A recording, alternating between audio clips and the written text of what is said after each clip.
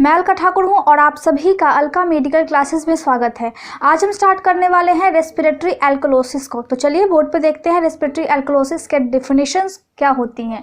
Respiratory alkalosis क्या है? ये एक ऐसी कंडीशन है जिसमें लो लेवल होती है कार्बन डाइऑक्साइड की, मीन्स बॉडी में बहुत ज़्यादा कार्बन डाइऑक्साइड की कमी हो जाती है। किस कारण? जब हम एक्सेस ब्रीथ कर लेते हैं, यानी कि अगर हम ज़्यादा ब्रीदिंग लेंगे, ज़्यादा सांस लेंगे, उस कंडीशन में ऑक्सीजन की अमाउंट ज़्यादा हो जाएगी और कार्बन डाइऑक्साइड की अमाउंट कम हो जाएगी, जिसको हम क्या बोलते हैं? Alveolar hyper ventilation means alveoli. Alveoli क्या होती है? अगर ये लंग्स है तो इसमें मटके जैसे स्ट्रक्चर होती है जिसमें से गैस का एक्सचेंज होता है, कार्बन और ऑक्सीजन का एक्सचेंज होता है, तो हम इसको एल्वियोलाई बोलते हैं। तो एल्वियोलाई में ज़्यादा ऑक्सीजन हो जाएगी और कार्बन डाइऑक्साइड की मात्रा अमाउंट कम हो जाएगी। उस कंडीशन में क्या होगी कि ब्लड का पीएच 7.45 से ज़्यादा हो जाएगा। मैंने आपको बताया है कि अगर ये पीएच स्केल है तो 7 न्यूट्रल होती है, 7 से अगर लो जाएगी तो एसिडिक हो जाएगी और 7 से अगर हाई जाएगी तो बेसिक हो जाएगी। तो 7.45 जो कि ब्लड का पीएच कितना होता है 7.35 से लेकर के 7.45 से ज़्यादा होने के कारण ब्लड एल्कलीन हो जाएगी, मीन्स ब्लड बेसिक हो जाएगी। एक्यूट स्टेज मीन्स अचानक अगर ब्लड के पीएच में गड़बड़ी हो जाए, डिस्टर्बेंस हो जाए, तो उस कंडीशन को हम क्या बोलेंगे? Hyper ventilation syndrome, respiratory alkalosis भी बोलेंगे। लेकिन उस कंडीशन में अगर एक्यूट स्टेज में अचानक से अगर डिस्टर्बेंस हो जाए ब्लड के पीएच में किसी कारणवश, किसी डिजीज के कारण, तो उस कंडीशन में हम क्या बोलेंगे? हाइपर वेंटिलेशन सिंड्रोम बोलेंगे। कॉजेज देख लें क्या होती है रेस्पिरेटरी एल्कोलोसिस के। तो कॉजेज में मेनली ये दो पार्ट में डिवाइड हो जाते हैं इसके कॉज। सबसे पहला कॉज है पल्मोनरी कॉज और दूसरा है नॉन पल्मोनरी कॉज। क्या क्या कारण होते हैं पल्मोनरी कॉज के और नॉन पल्मोनरी कॉज के? मीन्स जिसमें लंग्स शामिल हो उसको क्या बोलेंगे? Pulmonary cause. और जिसमें लंग्स शामिल ना हो, लंग्स में कोई डिस्टर्बेंस शामिल ना हो, उसको नॉन पल्मोनरी कॉज बोलेंगे।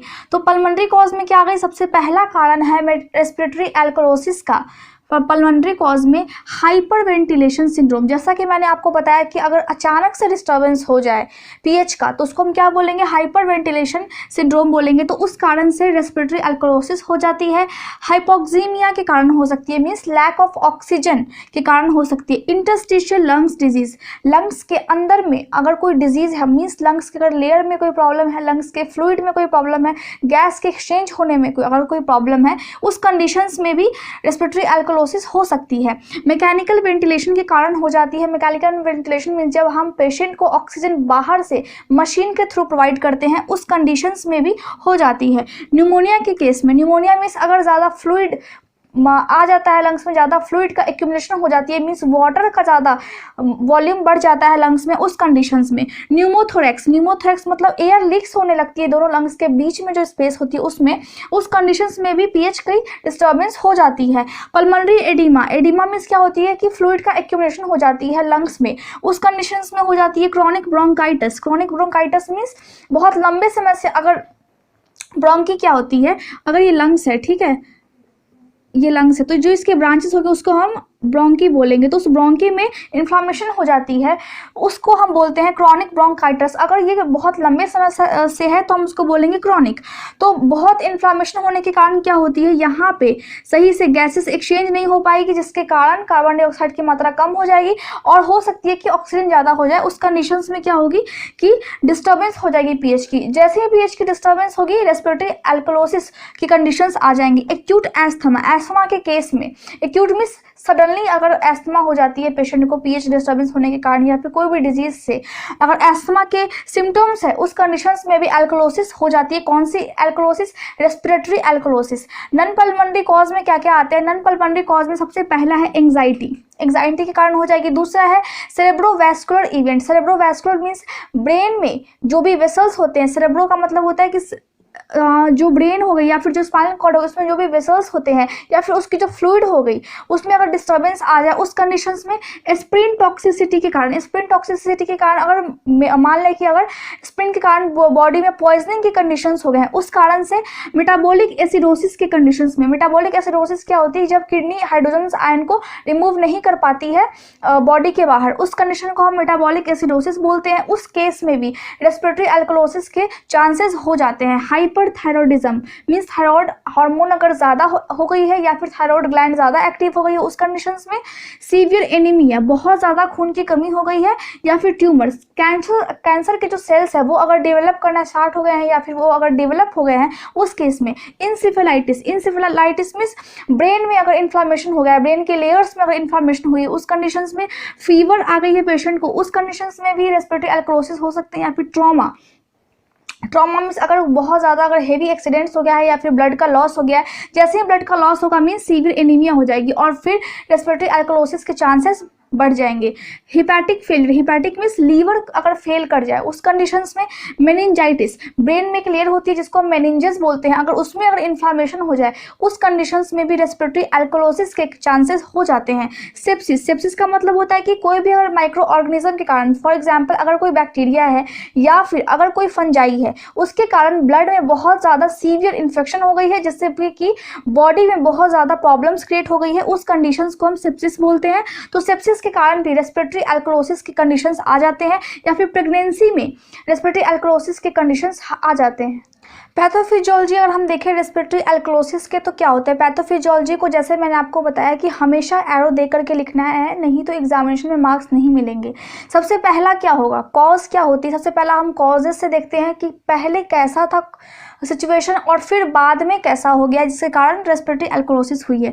सबसे पहले हम स्टार्ट करेंगे क्या होती है, हाइपर वेंटिलेशन होती है। हाइपर वेंटिलेशन के कारण क्या होगी, एक्सेसिव लॉस ऑफ CO2 होगी, जो मैंने आपको पहले ही बताया कि लॉस ऑफ CO2 है, और हाइपर वेंटिलेशन मीन्स ऑक्सीजन ज़्यादा हो गई है जिसके कारण ब्लड का pH रेज हो गया है। तो decrease in concentration of hydrogen ion, जिसको किडनी क्या कर रही है, किडनी बाइकार्बोनेट को एक्सक्रीट नहीं कर पा रही है, इसके कारण H+ आयंस की कॉन्सेंट्रेशन ब्लड में ज़्यादा हो गई है।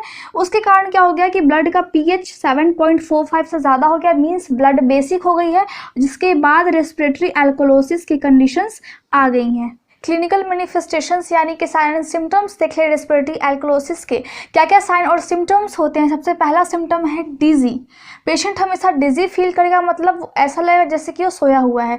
दूसरा, numbness in hands and feet means paresthesias के कंडीशंस आएंगे जिसमें उसकी सेंसेशन हाथ और पैर में बंद हो जाएगी, उसको ऐसा लगेगा जैसे कि कोई भी सेंसेशन नहीं हो रही है, और ब्लड फ्लो भी रिड्यूस हो जाएगी। डिसओरिएंटेड होगा पेशेंट बहुत ज़्यादा, मीन्स कोई भी काम वो सही से नहीं कर पाएगा। कन्फ्यूज रहेगा पेशेंट के चेस्ट में हमेशा पेन फील होगा। डिस्पनिया होगी पेशेंट को। हाइपोक्लोरेमिया होगी मीन्स क्लोराइड की जो अमाउंट है वो कम हो जाएगी ब्लड में। हाइपोनेट्रीमिया होगी, सोडियम की अमाउंट भी ब्लड में कम हो जाएगी। सीजर्स आएंगे मीन्स रैपिड बॉडी शेकिंग होगी पेशेंट की, जिसमें से ये 3 मिनट तक बहुत ज़्यादा बॉडी शेकिंग होगी, जिसके बाद ये स्टॉप हो जाती है, और इसमें पेशेंट की मेंटल एबिलिटी भी कम हो जाती है। सिनकोप होगी पेशेंट को। सिनकोप मतलब क्या होती है कि लॉस ऑफ कॉन्शियसनेस, उसका जो कॉन्शियस माइंड है वो सही से काम नहीं करेगा, जिसके कारण लॉस ऑफ कॉन्शियसनेस हो जाएगी, जिसको हम सिनकोप बोलते हैं। टाइटनिंग इन चेस्ट, उसको हमेशा फील होगा जैसे कि उसका चेस्ट बहुत ज़्यादा टाइट है। इसके अलावा टैकिप्निया मीन्स क्या होती है कि एबनॉर्मल रैपिड ब्रीदिंग होगी, डीप और रैपिड ब्रीदिंग होगी, जिससे पेशेंट के बॉडी में ऑक्सीजन की अमाउंट ज़्यादा हो जाएगी और कार्बन डाइऑक्साइड की अमाउंट कम हो जाएगी। जैसे ही कार्बन डाइऑक्साइड की अमाउंट कम हो जाएगी वैसे ही रेस्पिरेटरी एल्कोलोसिस हो जाएगी पेशेंट को।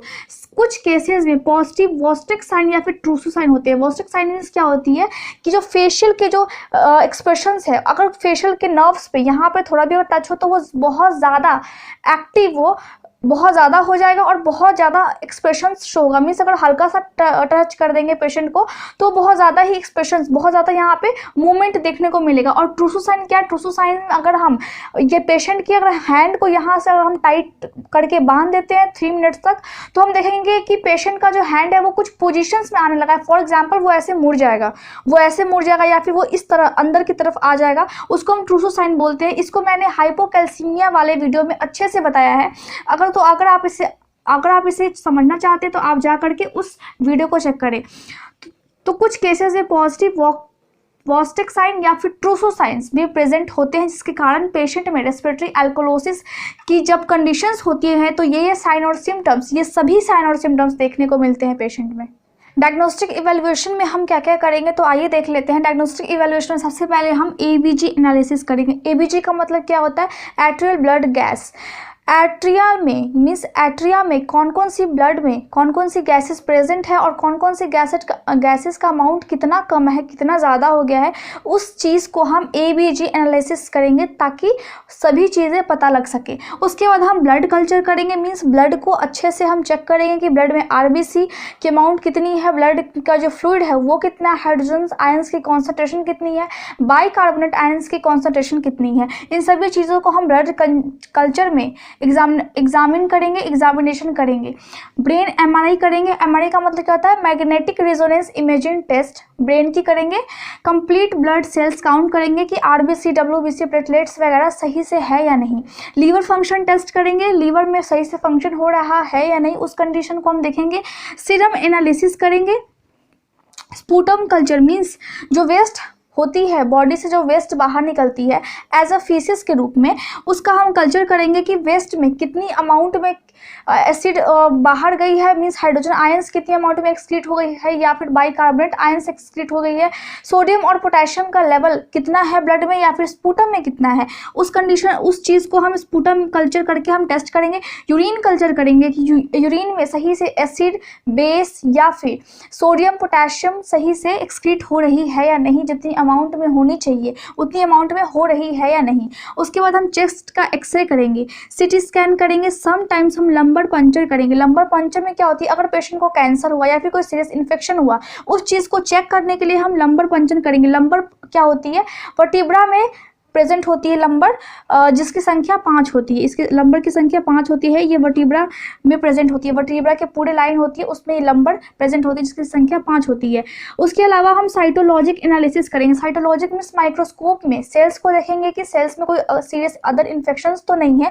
तो इस तरह से हम डायग्नोस्टिक इवेल्युएशन करेंगे ताकि पेशेंट का अच्छे से हम एग्जामिन कर पाएँ।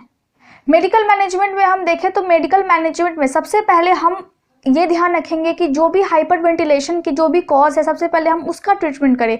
उसके अलावा अगर इंजेस्टेड टॉक्सिन्स हो गई है, मीन्स पेशेंट में अगर पॉइजनिंग की कंडीशंस हो गई है, फॉर एग्जांपल अगर एस्प्रिन की पॉइजनिंग हो गई है, तो उस कंडीशंस में हम पेशेंट को इंड्यूस करवाएंगे एमीसिस। एमीसिस से क्या होती है कि पेशेंट को फोर्सफुली वॉमिटिंग होती है, जिससे जो भी कॉन्टेंट है स्टमक में वो बाहर आ जाता है और पेशेंट की जान बच पाती है। या फिर गैस्ट्रिक लेवेज करेंगे, जिससे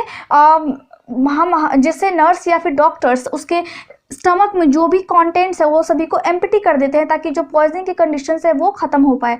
तो हम क्या करेंगे, एमिसिस देंगे और गैस्ट्रिक लेवेज करेंगे। उसके बाद हम अगर ट्रीटमेंट करेंगे फीवर का, अगर पेशेंट को फीवर है या फिर सेप्सिस की कंडीशंस है। सेप्सिस मीन्स ब्लड में अगर इन्फेक्शन हो गया है कोई माइक्रो ऑर्गेनिज्म के कारण, फॉर एग्जाम्पल बैक्टीरिया या फिर फंजाई, उसके कारण अगर इन्फेक्शन हो गई है, उस कंडीशंस में हम क्या करेंगे, वो दोनों का हम पहले ट्रीटमेंट करेंगे। उसके बाद पेशेंट को हम ऑक्सीजन प्रोवाइड करेंगे, क्योंकि ऑक्सीजन की अमाउंट बहुत कम हो जाती है। अगर हम ट्रीटमेंट कर रहे हैं उस दौरान ऑक्सीजन की अमाउंट हो सकती है कि बॉडी में कम हो जाएगी, तो हम पेशेंट को अगर ज़रूरत है तो हम ऑक्सीजन प्रोवाइड करवाएंगे। पेशेंट को हम बोलेंगे कि वो सांस लेने के लिए पेपर बैग का यूज़ करें ताकि जो कार्बन डाइऑक्साइड स्टोर होगी बैग में वो वापस से उसके सांस में आए और CO2 का लेवल ब्लड में थोड़ा सा मेंटेन हो सके।